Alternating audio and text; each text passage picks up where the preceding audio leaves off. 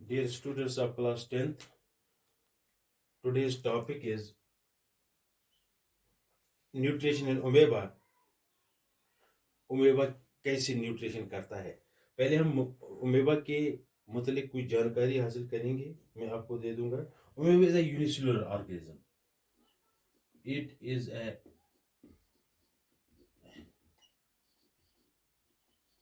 Unicellular organism. ये amoeba जो है ये एक यूनिसेलुलर ऑर्गेनिज्म है, सिंगल सेल्ड ऑर्गेनिज्म है। It Yeats टिनी। इसका गुज़ा क्या है?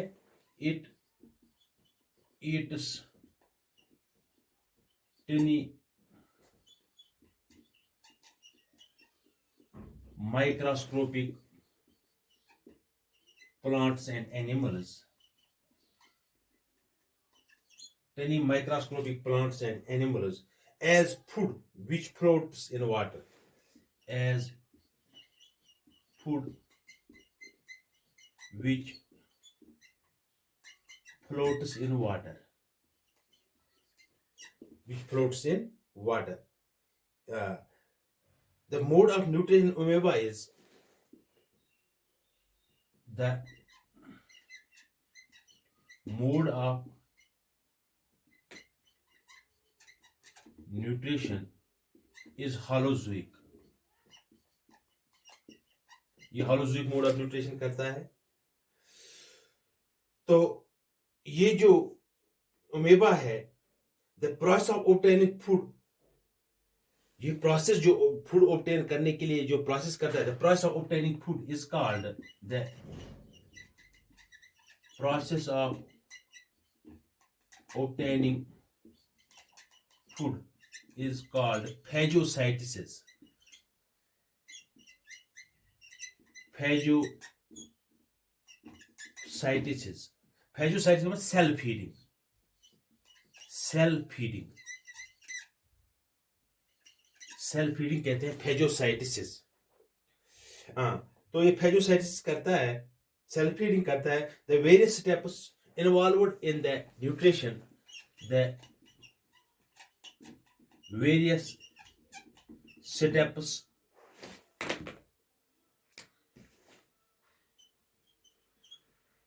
involved in the nutrition of amoeba are injection,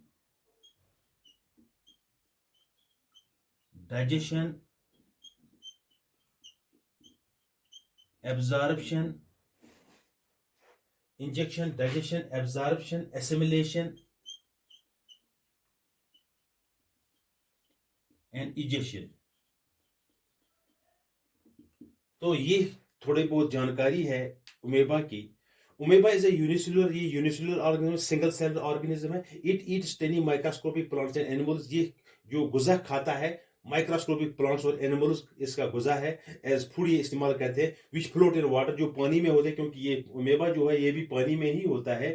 ये जो मोड ऑफ न्यूट्रिशन जो करता है वो हॉलोजोइक मोड, क्योंकि हॉलोजोइक मोड में ही ये प्रोसेस होती है। Injection, digestion, absorption, assimilation and ejection, ये 5 स्टेप्स में जो न्यूट्रिशन होती है ये हॉलोजोइक में होता है। हॉलोजोइक मोड ऑफ न्यूट्रिशन करते हैं। The process of obtaining food, ये जो प्रोसेस, जो फूड ऑब्टेनिंग की प्रोसेस जो होती है, इसको हम कहते हैं phagocytosis. Phagocytosis means cell feeding. Cell feeding करता है ये। तो इसमें जो प्रोसेस, इसमें जो स्टेप्स, वेरियस स्टेप्स जो इन्वॉल्व होते हैं during the nutrition of amoeba, that is ingestion, digestion, absorption, assimilation and egestion. तो सेम जिस तरह ह्यूमंस में होता है, इसी तरह इसमें भी ये स्टेप्स होते हैं। अब हम इनको एक एक करके हम उठाएंगे अलग अलग। तो पहले हम लेंगे injection.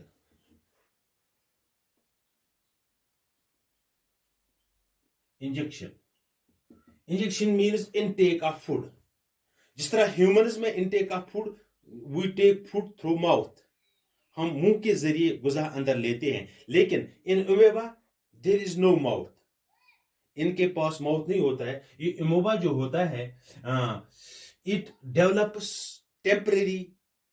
finger-like projections, which is called pseudopodia.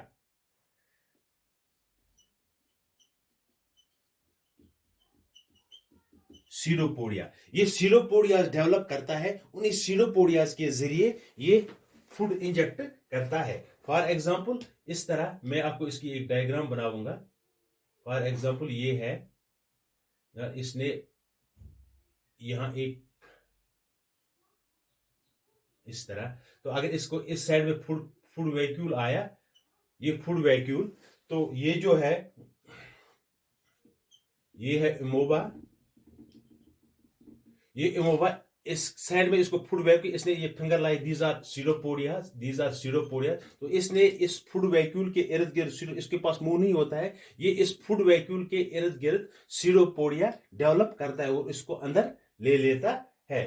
तो ये किसी भी साइड में, ये जो सिंगल सेल ऑर्गेनिज्म है, ये किसी भी साइड में, इस साइड में भी या ये सीडोपोडिया डेवलप करता है, किसी भी साइड में ये सीडोपोडिया, जिस साइड में इसको कोई भी फूड वैक्यूल आए तो ये इसको या अंदर इन सीडोपोडियाज के जरिए ले लेता है. तो इसको हम इंजेक्शन कहते हैं, इसको हम इंजेक्शन कहते हैं. Go simply we can say that ingestion, amoeba has no mouth or fixed place for the injection of food. Amoeba ingests food by using its pseudopodia.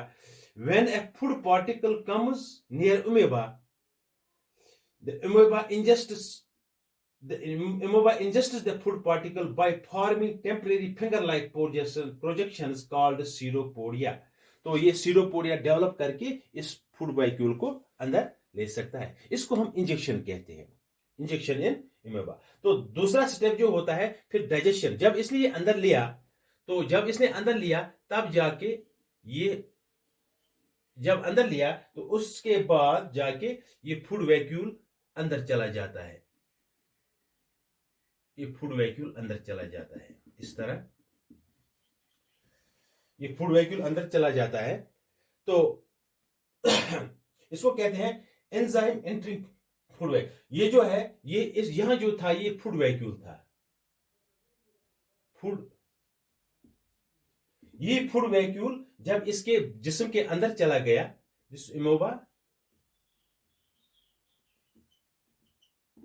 This nucleus,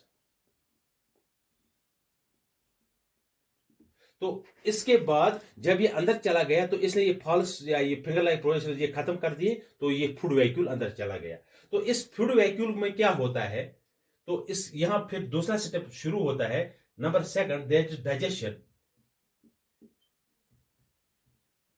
तो ये जो फूड वैक्यूल अंदर चला जाता है, ये सराउंडिंग वाटर जो होता है, ये इस सराउंडिंग वाटर अंदर ले जाता है. सराउंडिंग वाटर जो इसके साथ ये जो होता है वो साथ लेके ये फूड वैक्यूल अंदर चला जाता है. तो इसको फूड वैक्यूल कहते हैं. उस पार्टिकल, ये फूड पार्टिकल जब अंदर चला जाता है इस अमीबा के अंदर, तो ये फूड वैक्यूल बन जाता है.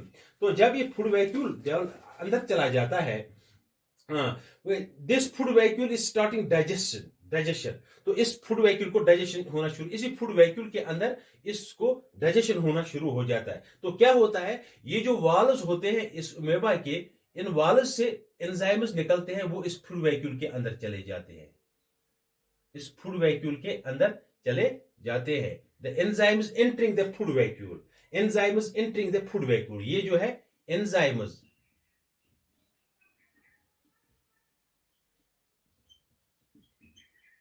एंटरिंग द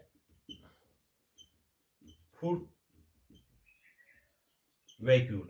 तो यहां डाइजेशन में ये एंजाइम्स एंटर हो जाते हैं फूड वैक्यूल में. जब ये फूड वैक्यूल में एंटर हो जाते हैं तो ये कहां से निकलते हैं, वाल जो साइटोप्लाज्म से. ये जो बाहर जो है ये साइटोप्लाज्म, क्योंकि ये सिंगल सेल है, साइटोप्लाज्म से ही ये एंजाइम निकलते हैं और इस फूड वैक्यूल के अंदर चले जाते हैं. The enzymes from surrounding cytoplasm enters into the food vacuole.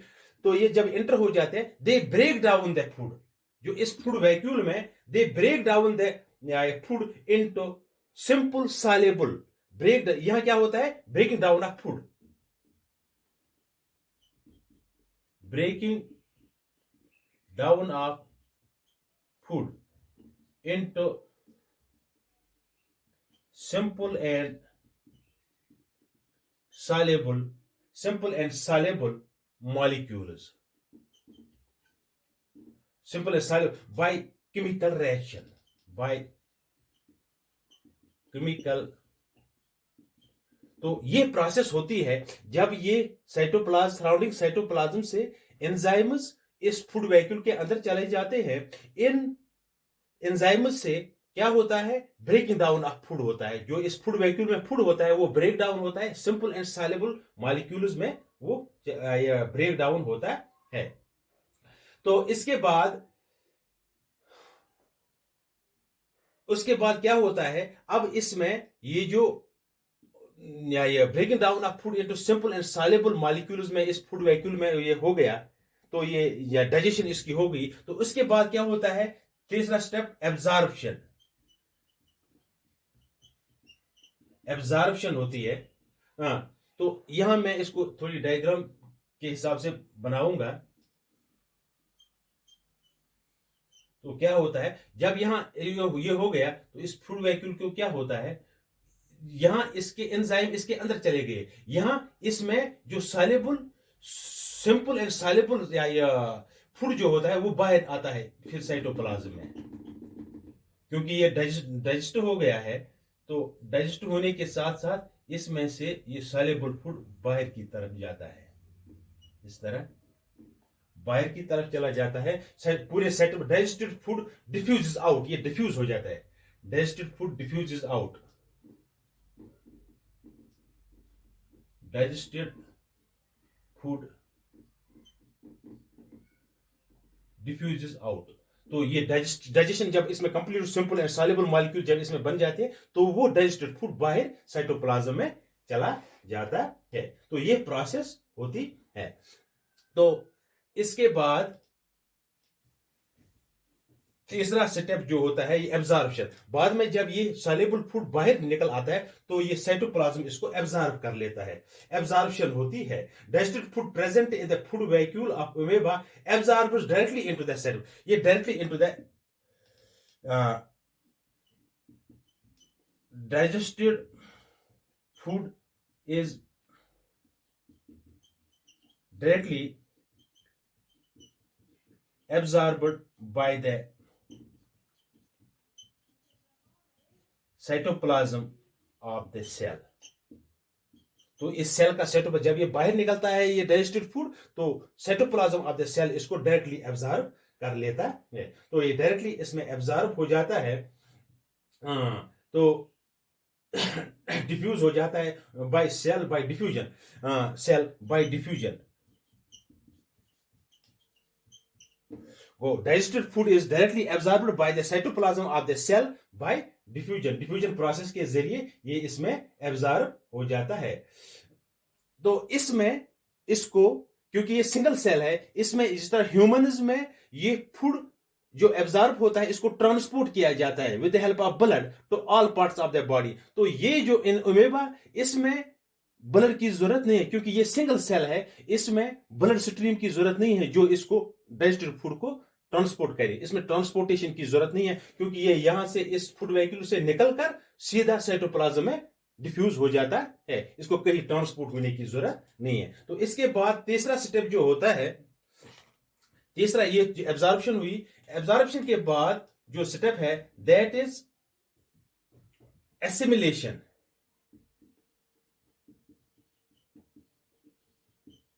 Assimilation, तो एसिमिलेशन में क्या होता है, a part of the food absorbed in amoeba, the part of the food absorbed इन, तो अमीबा में जो फूड पार्ट जो एब्जॉर्ब हुआ है वही मैंने लिखा था, part of the food absorbed in amoeba cell is used, वो यूज हो जाता है, is used to obtain energy, is used to obtain energy, to obtain energy। तो इसको इस्तेमाल किया जाता है एनर्जी हासिल करने के, लेकिन वो कैसे होती, थ्रू रेस्पिरेशन। तो फिर इसमें इसी फूड से सेल में रेस्पिरेशन होती है। The part of the food absorbed by the amoeba cell is used to obtain energy through respiration. तो बाद में जब ये साइटोप्लाज्म में ये फैल जाता है तो वहां इसमें रेस्पिरेशन शुरू होता है। तो रेस्पिरेशन में दो टाइप्स होते हैं। वो पहले एनारोबिक रेस्पिरेशन होती है, बाद में एरोबिक रेस्पिरेशन होती है। तो वहां से एनर्जी रिलीज होती है। तो उस एनर्जी से क्या होता है, ये जो अमोबा सेल जो होता है, अमोबा सेल ग्रोज, तो ये बढ़ जाता है। ये अमोबा सेल जो है ये ग्रो करता है। तो फूड वैक्यूल जो होता है वो गायब होना शुरू हो जाता है। तो इसमें वो फूड वैक्यूल जो होता है वो गायब हो जाता है। ये है अमोबा सेल ग्रोज। तो ये अमोबा सेल ग्रो होनी शुरू हो जाती है। तो ये एसिमिलेशन, जब एसिमिलेट फूड होता है, एब्जॉर्ब करके जब ये फूड फिर क्या होता है, इसको यूज होता है किसमें, रेस्पिरेशन में। और फिर सेल रेस्पिरेशन करती है इन 2 steps, aerobic respiration, anaerobic respiration. वहां से एनर्जी रिलीज होती है। उस एनर्जी से ये सेल फिर ग्रो हो जाती है। ये सेल ग्रो हो जाती है। तो the remaining part of the food is used to make the parts of the, तो बाकी फिसा जो इससे इसके पार्ट्स डेवलप हो जाते हैं, इस सेल के पार्ट्स डेवलप हो जाते हैं। Thus on assimilating food amoeba grows in size, इसका साइज बढ़ जाता है। And then amoeba can reproduce by dividing into 2 daughter cells. तो तब जाके ये जब ग्रो हो जाती है तब ये रिप्रोड्यूस कर या रिप्रोडक्शन के लिए तैयार हो जाती है। तो फिर एक सेल के 2 सेल बन जाते हैं। तो फिर रिप्रोडक्शन के लिए तैयार हो जाते हैं। तो डॉटर सेल्स प्रोड्यूस करता है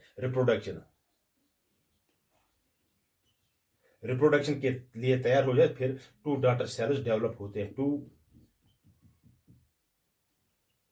डॉटर सेल्स फिर प्रोड्यूस करता है। तो ये एसिमुलेशन होती है। तो लास्ट स्टेप जो है इसका, अब लास्ट स्टेप जो है दैट इज इजेशन।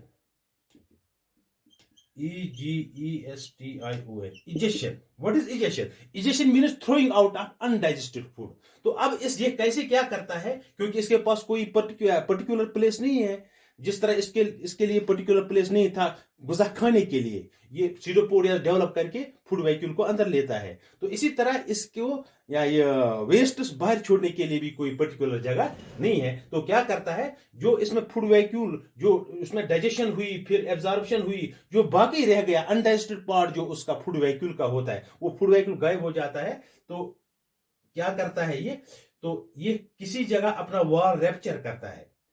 ये जो होता है ये, तो ये वॉल जो इसका रैप्चर, ये अपना वॉल रैप्चर करता है। तो यहां से ये अनडाइजेस्टेड फूड थ्रोज आउट। यहां से ये undigested food undigested food throws out. तो वहां से किसी भी जगह ये अपना वॉल रैप्चर करके तोड़ के उस अनडाइजेस्टेड फूड को बाहर छोड़ देता है। तो इस तरह इसमें ये प्रोसेस कंप्लीट होती है। तो उसी को हम इजेशन कहते हैं। तो ये जो वॉल अपना रैप्चर करके ये अनडाइजेस्टेड फूड को बाहर छोड़ देता है। तो सिंपली कहते हैं amoeba has no fixed place for removing the undigested food when a considerable amount of undigested food collects। जब considerable amount इसके अंदर जमा हो जाता है, amount of undigested food collects inside the amoeba, then its cell membrane suddenly ruptures। तो इसका ये cell membrane suddenly rupture हो जाता है, फट जाता है, ruptures at any place, किसी भी जगह, and the undigested food is thrown out of the body। तो इस undigested food को बाहर छोड़ देता है। उसी को हम इजेशन कहते हैं। तो ये 5 स्टेप्स थे। जिस तरह होलोजोइक में ये 5 steps, egestion, digestion, absorption, assimilation and egestion, 5 steps होते थे, वही 5 स्टेप्स इस अमोबा में भी होता है। ये unicellular organism, single celled organism है, इसमें भी ये 5 स्टेप्स होते हैं। इसी तरह जिस तरह होलोजोइक या में होता है, इसी तरह क्योंकि ये भी होलोजोइक मोड ऑफ न्यूट्रिशन करता है, तो सेम प्रोसेस है इसमें भी। Okay, thank you.